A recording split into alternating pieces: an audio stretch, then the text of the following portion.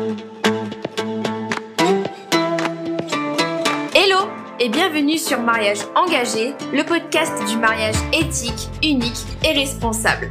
Je m'appelle Aude, je suis wedding planner et j'accompagne les futurs mariés dans l'organisation d'un mariage qui corresponde à leurs envies et à leurs valeurs. Si vous êtes une future mariée et que vous souhaitez partir à la découverte de tout ce que vous pouvez faire pour votre mariage et de laisser éclater vos idées, même les plus folles, ce podcast est fait pour vous. Alors, installez-vous confortablement et c'est parti pour l'épisode du jour.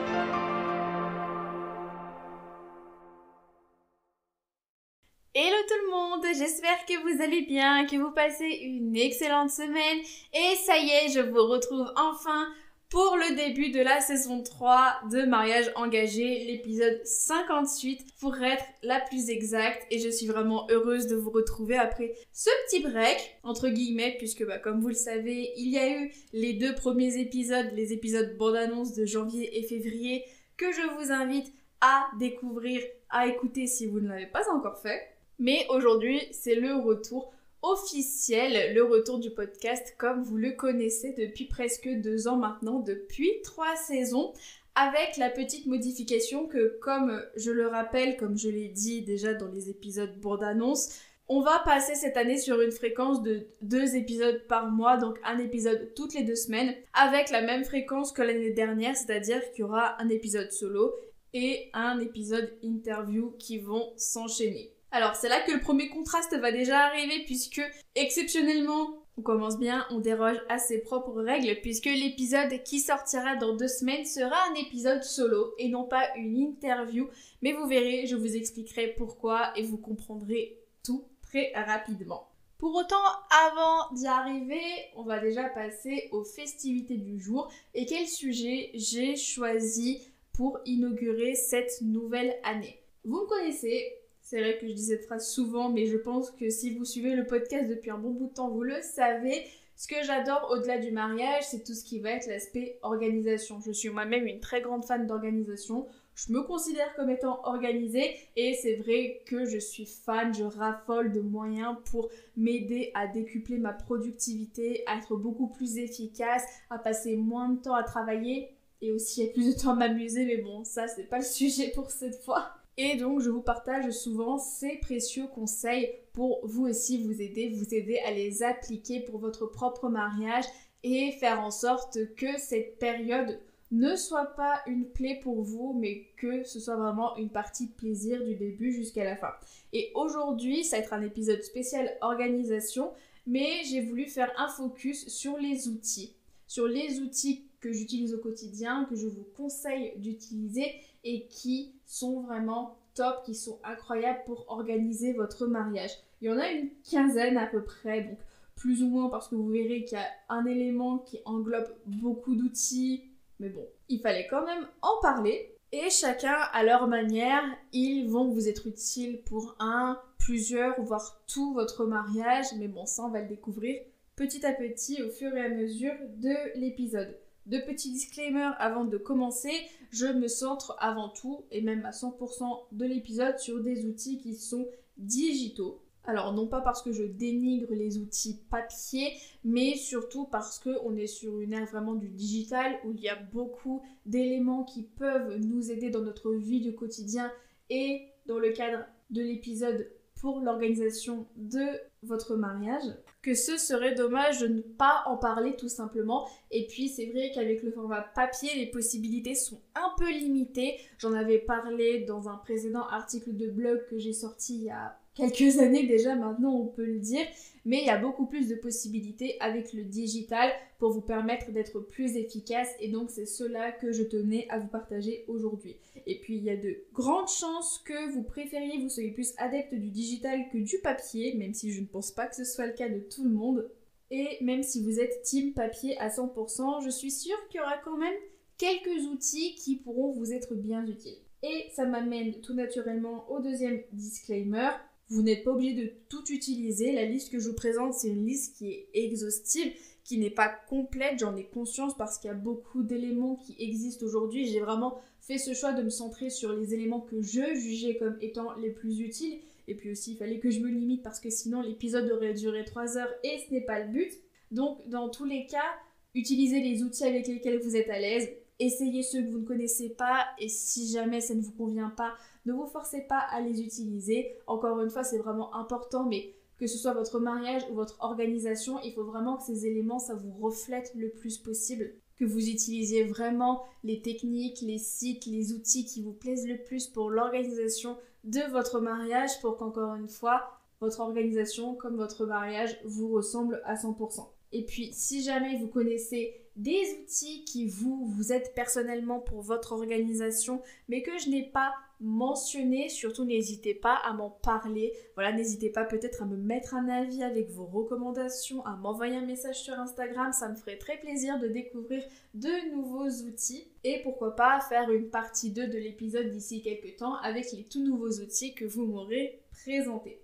Mais bref, passons aux choses sérieuses. Cette introduction n'a que trop duré, un peu comme d'habitude, vous me direz. Bon, c'est un peu un pari pour 2023, essayer de faire des introductions un peu plus courtes, mais pour moi c'était nécessaire pour bien poser le cadre. Donc on commence avec le gros morceau de cet épisode, l'outil qui en inclut plusieurs. Et ce premier outil, c'est la suite Google.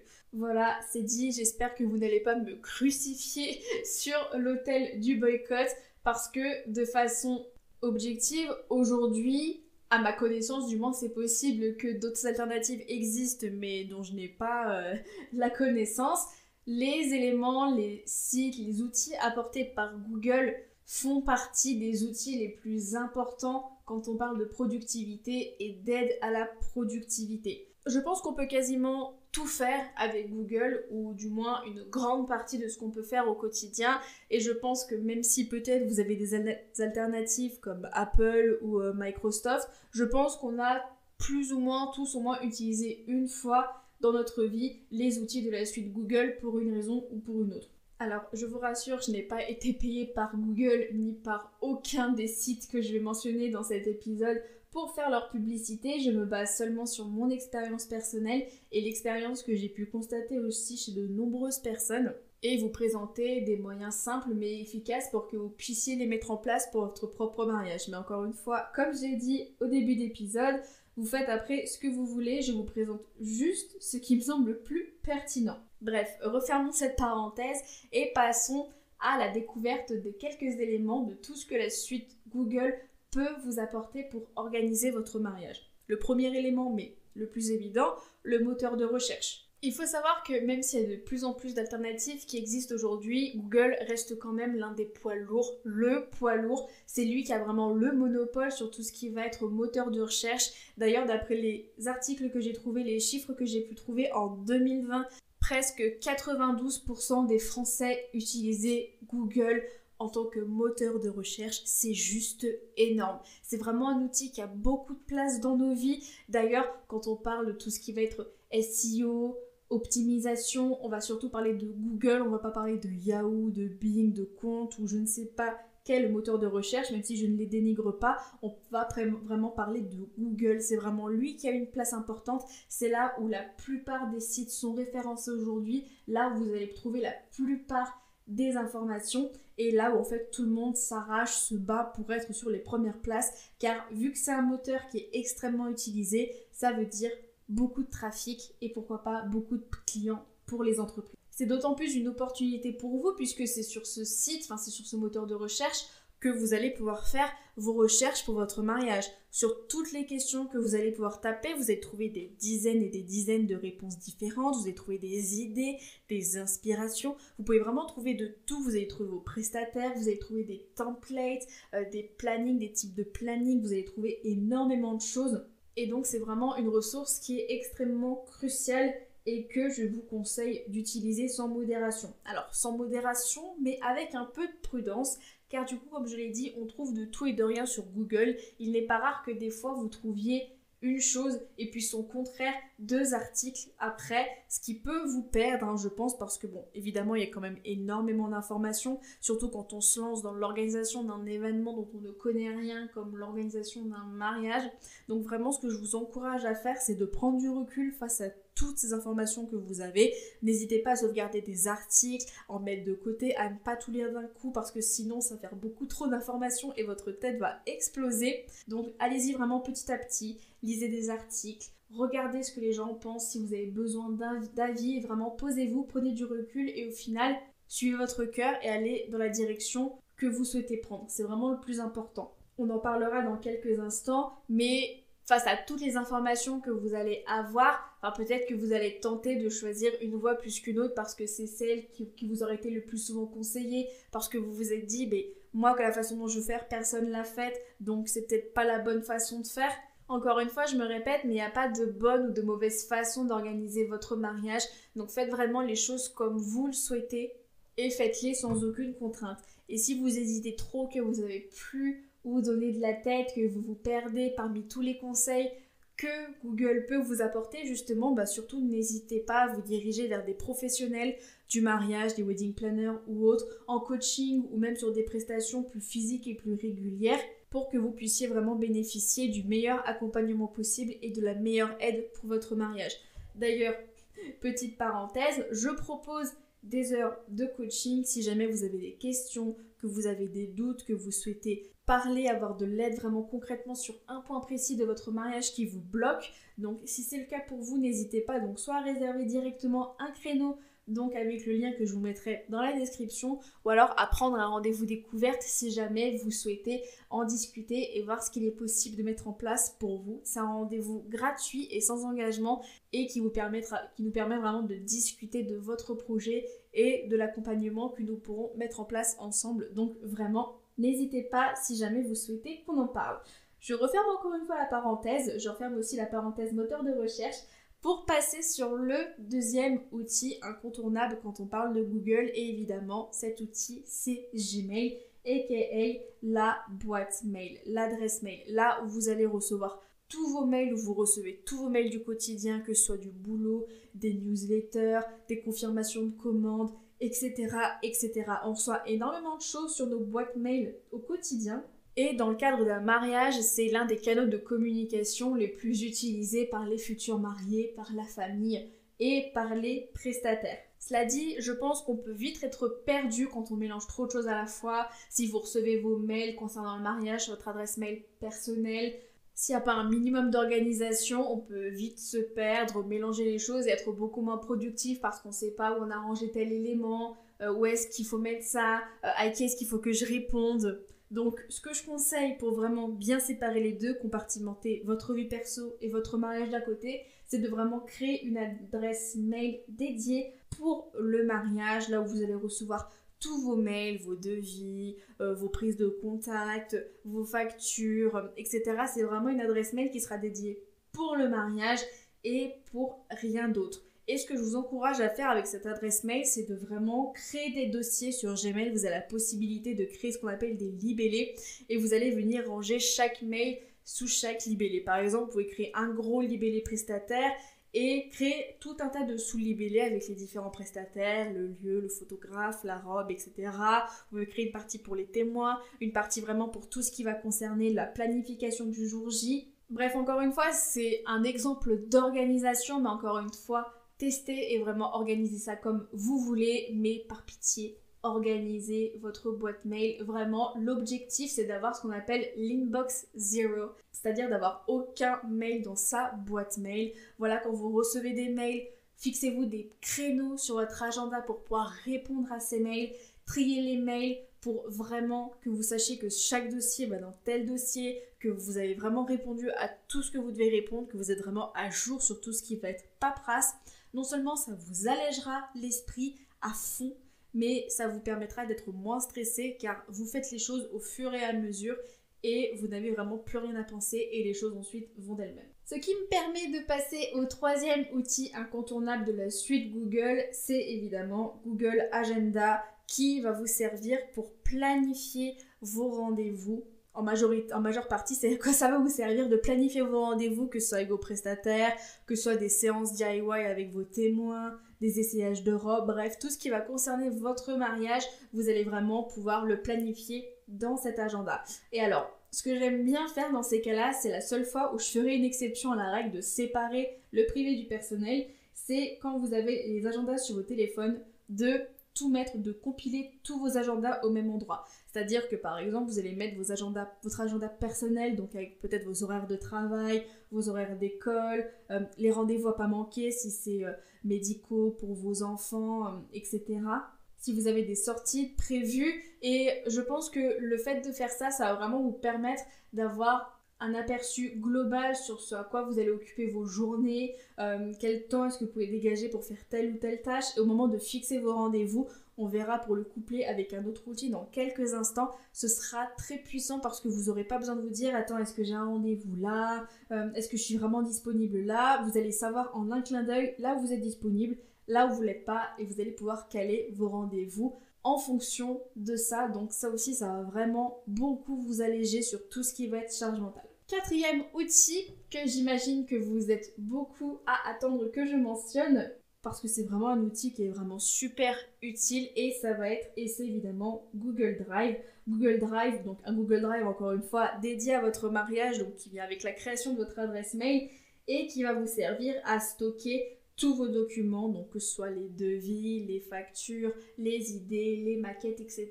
Vous allez tout stocker sur ce drive. Voilà, donc encore une fois, je pense que vous le savez, mais ce sont des espaces qui sont quand même assez sécurisés, qui sont très sécurisés. Et l'avantage principal, c'est que du coup, vous pouvez les retrouver n'importe où. Que ce soit sur votre téléphone, votre tablette, votre ordinateur, si vous vous connectez sur un autre ordinateur, que vous avez besoin d'avoir une trace, que vous souhaitez retrouver des éléments en un clin d'œil, Google Drive, ça peut vous accompagner de partout. Donc c'est vraiment pour moi un indispensable à avoir. Un indispensable que je couperai encore une fois à 2 éléments. Le premier, de faire du tri régulièrement, parce que c'est comme pour l'adresse mail, votre boîte mail, elle pourra vite se retrouver submergée de mails, d'informations desquelles vous n'avez plus besoin. Enfin, si vous avez demandé 10 devis à un prestataire, est-ce que c'est vraiment utile de garder ces 10 devis alors que vous avez signé avec un seul des 10 prestataires à la fin? Donc encore une fois, faites du tri régulièrement, prévoyez ce temps dans votre agenda, donc peut-être faire du tri une fois par mois, toutes les 6 semaines, bref, à la fréquence que vous voulez. Dégagez vraiment tous les documents qui ne vous servent pas, centralisez tout, et comme ça vous êtes sûr d'avoir un espace qui soit clean, qui soit vraiment adapté à votre organisation, et où vous pourrez retrouver tous vos éléments en un clin d'œil. Et parce qu'on n'est quand même jamais à l'abri d'une panne ou autre chose, n'hésitez surtout pas à faire une copie de tout ce qu'il y a sur votre drive, que ce soit sur votre ordinateur, un disque dur externe ou une clé USB, mais faire des backups, c'est vraiment très important et je pense que ça peut vous sauver la vie. Moi, je sais que ça m'a sauvé la vie à plus d'une occasion. 5e outil, un peu sous-estimé selon moi, mais qui n'en reste pas moins important, ça va être Google Keep ou l'application où vous pouvez prendre vos notes. Si vous n'êtes pas fan d'avoir des carnets de notes papier et que vous souhaitez vraiment centraliser toutes vos notes, toutes vos idées dans un seul et même endroit, c'est vraiment l'application qu'il vous faut. Car encore une fois, vous allez pouvoir tout mettre dessus. Si vous devez prendre des notes par rapport à un rendez-vous prestataire, si vous avez une idée de question que vous devez poser à un prestataire et que vous avez peur de l'oublier, si vous avez des idées pour votre mariage, que vous souhaitez discuter avec votre témoin d'un élément particulier, vraiment vous allez tout mettre. Et au fur et à mesure, vous allez traiter ces notes, vous allez enlever ce qui a déjà été fait, vous allez vraiment vous centrer sur ce qui reste dessus. Et encore une fois, c'est aussi l'objectif de l'Inbox Zero, c'est d'avoir aucune note dans votre espace Google Keep, que vraiment il faut qu'il y ait cette discipline. Il faut que vous ayez cette discipline de vous dire je mets une note, mais c'est pas pour l'oublier et ne pas y revenir dessus et au final ne plus savoir de quoi je voulais parler, mais c'est vraiment au fur et à mesure de traiter les idées, les tâches que vous avez, les questions que vous devez envoyer pour qu'au final, encore une fois, vous fassiez tout dès que l'instant se présente et encore une fois, que ça vous allège la tête parce que vous vous dites je le garde pas dans mon esprit, j'ai pas peur de l'oublier, c'est noté quelque part et je le traite régulièrement, donc je sais que je n'ai plus à y penser et que ce sera fait. Donc encore une fois, ça inclut un nettoyage régulier comme pour Gmail et comme Google Drive. 2 autres outils, voire même 3, que j'aurais pu dire au moment où j'ai parlé de Google Drive, mais ça va être Google Docs, Google Sheets et Google Slides. Donc Google Docs donc pour créer les documents, Google Sheets pour créer tout ce qui va être les tableurs et Google Slides si vous souhaitez faire des présentations, Donc les équivalents qu'on connaît, ce sera Word, Excel et PowerPoint. C'est exactement la même chose, en un peu plus simplifié, en un peu moins complexe que peut-être les outils Microsoft et qui sont donc les noms des versions Google. Donc je vais pas m'attarder sur cet élément parce que je pense que vous connaissez très bien ces outils, donc Google Docs par exemple que vous pouvez utiliser pour tout ce qui va être compte rendu de réunions, si vous faites des réunions avec des prestataires, votre wedding planner, des témoins, etc., que vous pourrez ensuite partager pour que chacun garde une trace de ce qui s'est dit et puisse s'y référer en cas de besoin. Google Sheets pour tout ce qui va être budget, liste d'invités, suivi des décorations, de l'inventaire, etc. Et Google Slides. Alors là, je vois deux utilisations principales, mais encore une fois, ce sont mes idées, libre à vous d'avoir les vôtres.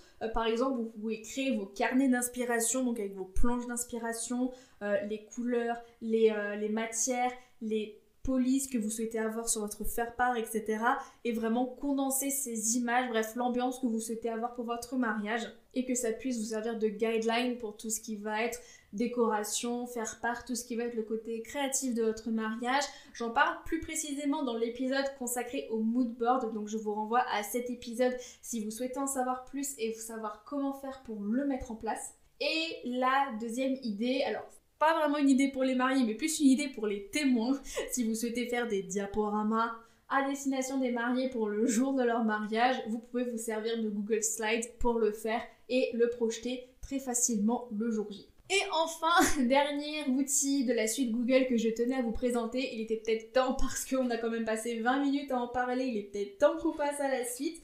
Et donc ce dernier outil, ça va être Google Forms, donc Google Forms pour tout ce qui va être création de formulaires. Donc je ne vous cache pas que c'est un outil que j'affectionne particulièrement, dont je me sers beaucoup pour tout ce qui va être pour me permettre de récolter des avis, des recommandations, des conseils, des suggestions pour m'aider dans mon entreprise et que vous pouvez très bien mettre en place pour votre mariage. Donc par exemple en partageant un questionnaire à vos invités pour connaître les allergies, est-ce qu'il y a des contraintes en particulier dont vous devez tenir compte pour le choix du lieu, des animations, pour le repas, bref tous ces genres de choses. Vous pouvez également vous en servir pour savoir qui aurait besoin d'être covoituré, sur quelle distance, de quel endroit à quel endroit, pour savoir qui a besoin d'un hébergement sur place, si vous devez l'organiser vous-même par rapport à votre lieu, etc.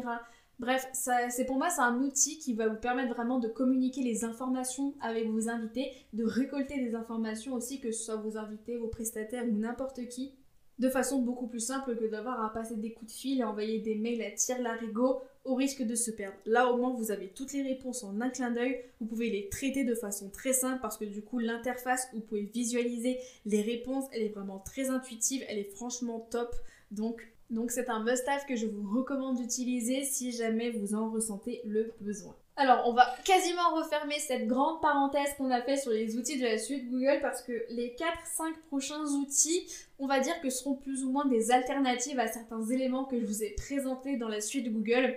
Mais bon, je vous ai pas présenté des alternatives juste pour vous présenter des alternatives. Je vous les présente soit parce qu'ils apportent quelque chose en plus que les outils que je vous ai présentés jusque-là, ou alors parce qu'elles viennent compléter du coup les outils dont je vous ai parlé également aussi jusque-là. Le premier de ces outils, voilà, je me suis dit qu'il fallait quand même que j'en parle. J'ai failli ne pas en parler, mais je me suis dit que ce serait un petit peu un crime de le laisser de côté, alors que c'est clairement un outil qui est apprécié par beaucoup de futurs mariés dans le monde entier. Et cet outil, c'est Pinterest, que l'on associe un petit peu trop à un réseau social, alors que Pinterest n'est pas un réseau social, puisque c'est avant tout un moteur de recherche. Un réseau social, comme son nom l'indique, ça signifie que du coup, c'est ce qui va nous permettre de nous connecter avec d'autres personnes, ce que n'offre pas du tout Pinterest. Donc Pinterest, c'est un peu comme Google, dans le sens où on va taper une requête et au lieu de nous donner des articles, Pinterest va nous donner ce qu'on appelle des épingles, des images avec des éléments qui pourraient nous correspondre. Et ces épingles et ces images vont nous renvoyer à d'autres contenus qu'on va pouvoir explorer et qui peuvent nous aider à répondre à cette thématique. Donc je pense qu'on a à peu près la même connaissance de Pinterest, donc vous pouvez trouver des articles et vous pouvez trouver énormément d'idées, d'inspiration, d'images sur des éléments précis. Donc c'est vraiment un outil que je vous conseille d'utiliser. On parlait du mood board il y a quelques instants, mais c'est un outil que du coup vous pouvez utiliser très bien pour refaire du coup ces fameuses planches d'inspiration dont on parle dans l'épisode de podcast auquel je vous renvoie. avec encore une fois la même nuance que je vais apporter concernant Google Chrome, c'est-à-dire qu'il ne faut pas prendre tout ce qu'il y a sur Pinterest pour argent comptant. C'est-à-dire qu'aujourd'hui, je vois beaucoup trop de futurs mariés qui me disent « Moi j'ai envie d'un mariage comme sur Pinterest ». Mais un mariage comme sur Pinterest, en fait, ça représente quoi ? Parce que ce qu'il faut vraiment se dire, c'est que votre mariage et un mariage que vous verrez sur Pinterest, c'est deux éléments qui sont différents. D'ailleurs, Magali Zarka le disait très bien dans l'épisode que nous avons tourné il y a quelques mois, mais peut-être que sur le résultat que vous avez sur la photo, il y a eu une grosse averse 2 heures avant. Il y a peut-être eu un toit qui s'est effondré, il fallait tout retaper dans l'urgence en 5 heures. Peut-être qu'il y a des personnes qui sont pas venues, le témoin qui est arrivé et qui a foutu une honte monumentale aux mariés pendant la cérémonie. Bref, il y a peut-être tout un contexte derrière qui n'est pas forcément présent pour votre mariage. Notamment si tout ce qui est en termes de temps, de budget, peut-être qu'il n'y a pas eu le même budget, le même temps qui a été investi. Donc encore une fois, je vous encourage vraiment à prendre le maximum de recul possible face aux images de Pinterest. Vous en inspirer parce qu'il y a quand même de chouettes idées qu'on peut trouver sur Pinterest, mais ne pas le prendre comme argent comptant et ne pas oublier que du coup c'est votre mariage, vous pouvez vous en inspirer, mais au final il ne faut pas que ce soit le mariage de quelqu'un d'autre, il faut que ce soit votre mariage du début jusqu'à la fin. On va passer à un outil qui est bien pratique, dont je vous parlais notamment quand je parlais de Google Agenda pour vous permettre de mieux planifier vos rendez-vous. Et cet outil, alors parce qu'il existe plusieurs, donc en fait je vais parler de ça de façon globale, ça va être de coupler votre agenda avec un outil de planification de rendez-vous comme Calendly, donc c'est le plus connu parmi tous les outils de planification, mais aussi Acuity Scheduling et celui que j'utilise depuis quelques temps, cal.com. Donc ce sont tous des outils qui vont vous permettre de planifier des rendez-vous. Donc vous mettez vos disponibilités, vous couplez ça avec votre agenda, comme ça il s'actualise automatiquement avec les disponibilités que vous aurez inclus dans cet agenda. Et à chaque fois que vous devez fixer un rendez-vous, que ce soit avec vos prestataires, vos témoins, n'importe qui, vous leur envoyez le lien vers votre calendrier et ils prennent un rendez-vous, ils prennent un créneau directement sur ce lien. Comme je pense que vous pouvez vous en douter, ça évite tous les échanges de mails, de se dire « Ah ben, t'es disponible quand ? Moi, je suis disponible à telle date. Ah mais moi, je suis pas disponible. Est-ce que ça te convient ? Oh bah non, est-ce que ça te convient ?» Et un peu vous renvoyer la balle, se faire ce ping-pong qui prend énormément de temps et qui vous bousille énormément d'énergie alors que vous pourriez dédier cette énergie à faire autre chose. Moi, le conseil que j'ai par rapport à ça, c'est une fois par semaine, vous reprenez votre agenda, vous vérifiez que tous les créneaux sont à jour, peut-être sur les 30 prochains jours, parce que les rendez-vous qu'on va prendre pour le mariage, c'est souvent sur du court terme et pas beaucoup sur du long terme. Donc vraiment, je pense regarder les rendez-vous aux 30 prochains jours, c'est je pense le plus important. Vous vérifiez que tout est bon, comme ça vous êtes sûr que vous êtes à jour et que vous n'allez peut-être pas risquer de prendre un rendez-vous sur un créneau qui est déjà booké. Alors c'est vrai que du coup je l'avais pas dit jusque là, mais tous les outils que je vous présente sont gratuits, ou du moins ils sont freemium on va dire, c'est-à-dire qu'il y a une version gratuite et une version payante. C'est le cas de la suite Google, c'est le cas des outils comme Calendly, Acuity, alors cal.com pas encore, mais on sait pas, pour le moment ça reste gratuit. Mais évidemment, étant donné que je sais qu'un mariage représente beaucoup d'argent, je n'allais certainement pas vous recommander des outils qui soient payants. On va voir, et encore une fois, il y a quelques exceptions. Alors que il y a des outils gratuits qui existent et dont les versions gratuites font vraiment très bien le taf. Parce que, on le sait tous, il y a des outils qui nous vantent des versions gratuites, mais au final, tu peux pas les utiliser parce que les fonctionnalités principales sont bloquées par la version payante. Voilà, c'est vraiment pas le cas des outils que je vous propose aujourd'hui.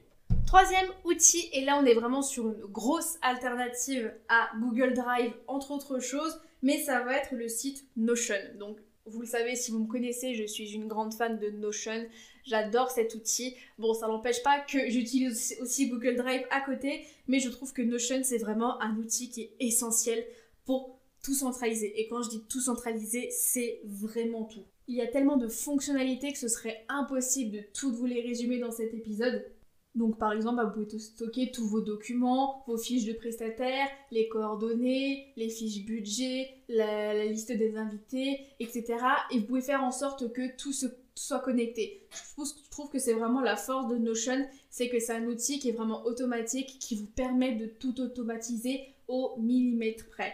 Alors, je vous cache pas que ça prend quand même du temps à paramétrer pour que ce soit vraiment un espace qui vous corresponde le mieux, que vraiment votre espace Notion soit un espace qui vous reflète le plus possible. C'est pour ça que ce ne sera pas forcément un outil qui sera adapté à tout le monde. Mais je tenais quand même à vous le présenter parce qu'il y a quand même beaucoup de choses qu'on peut faire sur Notion, que la version gratuite se suffit à elle-même et que je tenais quand même à vous en parler pour vous faire découvrir cette petite pépite si vous ne la connaissiez pas encore. Et si jamais ça vous interpelle, que vous souhaitez en savoir plus, mais que franchement, créer votre espace de A à Z pour organiser votre mariage, vous n'avez pas le temps.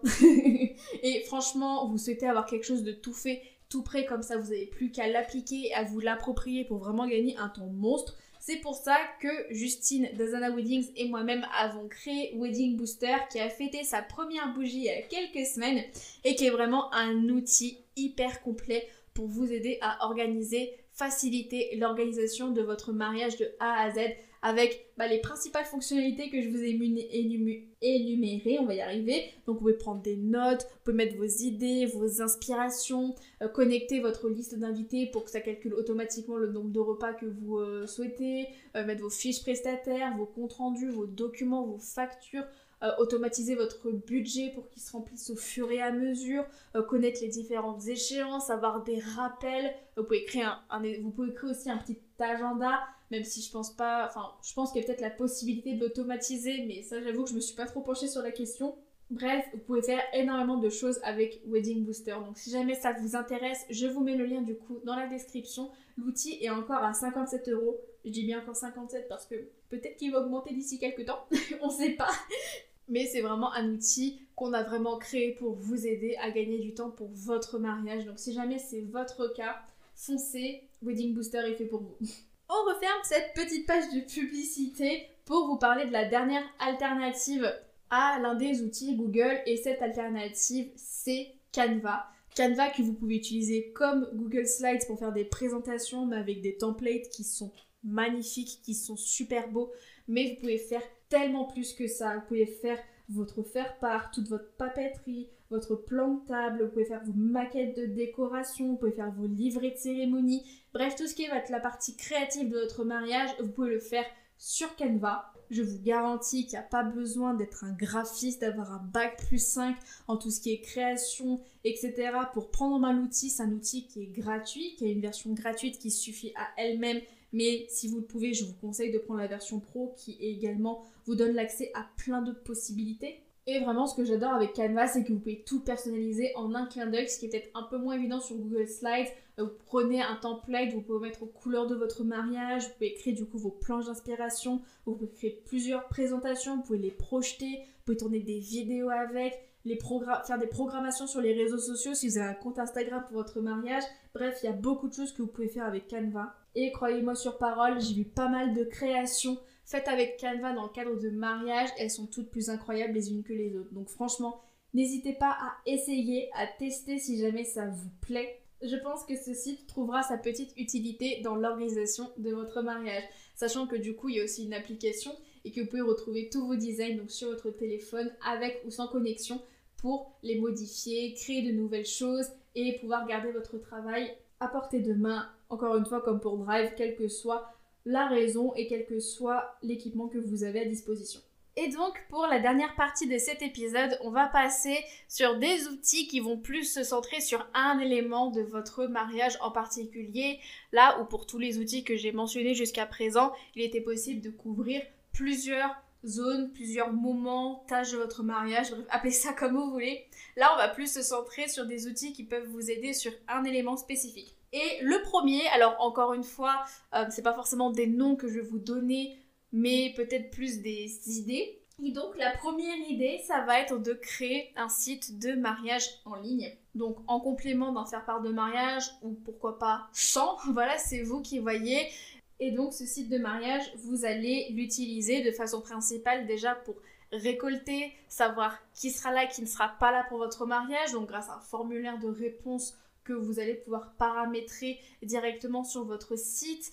Vous allez pouvoir partager aussi toutes les informations nécessaires à cette journée, donc le planning un peu plus complet. Vous allez pouvoir faire une page avec des recommandations d'hôtels, d'hébergement pour les personnes qui ne restent pas sur place. Vous allez donner les coordonnées des personnes principales à contacter s'il y a besoin. Bref, c'est un peu un endroit où vous allez mettre tout ce qui sera utile, tout ce que vos invités devront savoir pour le bon déroulé, pour l'organisation de votre mariage. Donc encore une fois, il y a beaucoup de possibilités qui existent et un outil qui le fait très bien, donc encore une fois, sans dépenser un centime, c'est mariage.net, que vous connaissez sans doute pour être un annuaire de prestataires avec beaucoup de choix, voire même beaucoup trop selon certaines personnes, mais ils ont un outil qui vous permet de créer un site internet pour votre mariage et de le partager à vos invités, donc pour avoir un peu exploré cette plateforme. Donc c'est vraiment une plateforme qui est simple, intuitive, vous n'avez pas besoin d'y passer des heures et vous pouvez très bien le personnaliser sans être une pro du codage. Un autre outil du coup qui a été créé par mariage.net et que du coup je vous partage pour que ce soit un peu la grosse parenthèse mariage.net, et ce site ça va être WedShoots. Donc c'est un site ou une application qui va vous permettre de partager des photos pour un mariage en principal. Donc ça permet à ce que vos invités puissent partager les photos qu'ils ont prises de cette journée. Donc encore une fois, c'est en complément d'un photographe, ou si vous ne souhaitez pas du tout de photographe, c'est une alternative que vous pouvez utiliser. Donc par exemple en créant un petit écriteau sur Canva et en mettant un QR code qui permet à vos invités d'accéder à l'espace que vous avez créé sur l'application et pour qu'ils puissent télécharger toutes les photos qu'ils ont prises à l'issue de votre mariage. Et que si jamais vous avez un photographe, en attendant ces photos, ça vous permet déjà de voir à quoi ressemblait votre mariage, du moins d'un point de vue extérieur. Autre outil, un peu en complément on va dire, alternative au site de mariage que je vous ai présenté notamment avec mariage.net, mais ça va être notamment d'avoir une page ou un groupe Facebook ou alors un tout autre événement qui vous permet de créer un événement. Alors ça c'est un conseil que j'ai eu il n'y a pas longtemps lors d'une soirée justement où tout le monde partageait un peu ses conseils pour l'organisation d'un mariage, et l'animateur de la soirée a partagé l'idée de créer un groupe ou une page Facebook pour l'événement qui un peu comme le site de mariage va vous permettre à dire à vos invités qui seront là pour votre mariage de pouvoir partager les différents temps forts. Et l'avantage c'est que du coup tout le monde a l'application Facebook sur son téléphone, enfin, du moins les personnes qui utilisent Facebook, qui ont un compte Facebook, mais même si tout le monde n'a pas Facebook encore une fois. Et donc si jamais il y a un imprévu, il y a un changement de plan, ou juste pour reconfirmer certains éléments, ou même animer un peu, faire un build-up en attendant le mariage, faire un petit teasing, etc. Vous pouvez partager tout ça en live directement sur la page, le groupe Facebook.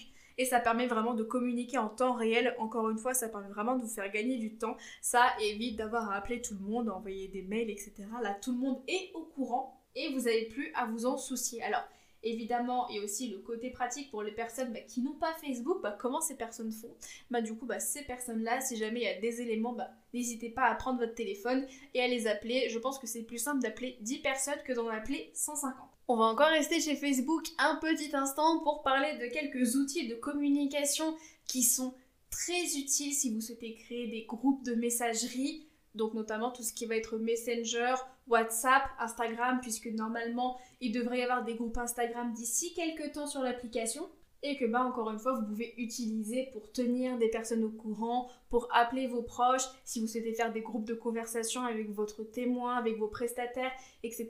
Faire en sorte que tout le monde discute, partage ses idées. C'est vraiment des outils que je vous conseille, que je vous encourage même vivement à intégrer dans l'organisation de votre mariage. C'est un excellent complément un peu à tout ce qu'on a vu jusque-là. Ça va vraiment vous permettre de garder le lien avec toutes les personnes qui ont un impact plus ou moins important sur le jour de votre mariage. Encore une fois, communiquer l'information en live, animer un peu tout le monde, chauffer un peu la salle, chauffer l'ambiance, ou faire des apéros collectifs. Voilà, profitez vraiment au maximum de ces outils pour garder le contact le plus possible avec du coup vos prestataires, vos témoins et vos invités pour être sûr que tout fonctionne comme sur des roulettes le jour J. Je le redirai jamais assez, mais la communication c'est vraiment hyper important. C'est un élément qui est crucial. Donc usez-en, abusez-en autant que vous le voulez. Je suis sûre que même si c'est pas forcément le plus évident, vous vous remercierez de l'avoir fait quand tout fonctionnera parfaitement pour votre mariage. Et donc, dernier outil que je tenais à vous partager aujourd'hui, donc c'est tout simplement un site pour vous permettre de créer soit votre cagnotte pour votre mariage, ou soit de faire une liste de mariage. Donc, soit vous partagez votre liste de mariage à vos invités et ils vous achètent ce que vous souhaitez, ou alors ils peuvent directement vous verser de l'argent sur une cagnotte que vous aurez créée au préalable. Alors pour les cagnottes, on a entendu parler de tout ce qui est litchi, mais vous avez la possibilité de le faire sur des sites comme ZanQ, donc qui est également un autre gros annuaire de prestataires de mariage, ou des sites comme les Galeries Lafayette qui proposent la possibilité soit de faire des listes de mariage ou des cagnottes. Alors pour tout ce qui est cagnotte, évidemment, ces sites prennent une commission sur l'argent qui est versé au final, donc soyez un peu vigilants là-dessus. Et encore une fois, ça peut venir en alternative, donc si vous ne souhaitez pas faire d'urne pour votre mariage, si vous ne souhaitez pas avoir 3000 enveloppes à passer un après-midi à la banque pour encaisser tous vos chèques, et éviter de perdre du temps. Si tout le monde vous dit vous voulez quoi pour votre mariage, paf, vous avez la liste de prêtes et vous leur envoyez. Et encore une fois, vous pouvez faire une petite table le jour de votre mariage avec encore une fois un écriteau que vous aurez fait sur Canva au préalable en indiquant votre démarche, que vous ne souhaitez pas avoir d'urne mais que vous avez une cagnotte, une liste de mariage, et donc vous joignez un QR code pour qu'ils puissent aller voir cette liste, cette cagnotte et faire un don et vous acheter ce que vous voulez directement dessus. Et voilà, ça y est, on en a terminé avec cette longue liste, je vous l'accorde, des outils principaux que je vous conseille d'utiliser pour vous faciliter l'organisation de votre mariage. Je vais essayer d'aller vite sur la conclusion parce qu'on a quand même passé beaucoup de temps dessus. Mais encore une fois, je tenais vraiment à vous redire, à vous répéter ce que je vous ai dit en introduction de l'épisode. Vous n'êtes pas obligé d'utiliser tous les outils. Voilà, vous pouvez en utiliser quelques-uns, les tester, garder ceux que vous souhaitez, prendre des outils complètement différents de ceux qui sont dit dans cette liste. C'est vraiment un titre indicatif pour vous permettre de vous donner des idées si vous n'en avez pas.